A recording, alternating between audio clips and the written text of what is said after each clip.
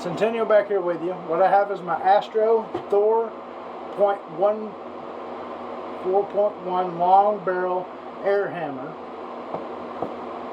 She looks like a pretty motherfucker, and I just got her today. Sorry. What we got her for is to be able to drive my torsion bars forward on a 93 truck. So let's see if we can't plug her in here. And, hold on.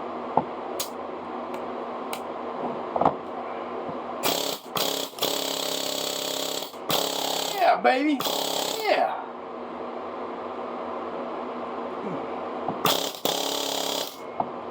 So that should do the job on the torsion keys. Then besides that, I got some Chief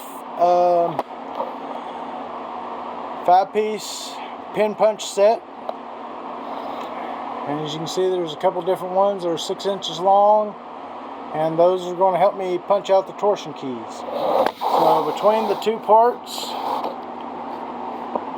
these and the Astro long barrel, so far I'm liking it. Let's see how we can do and make this happen.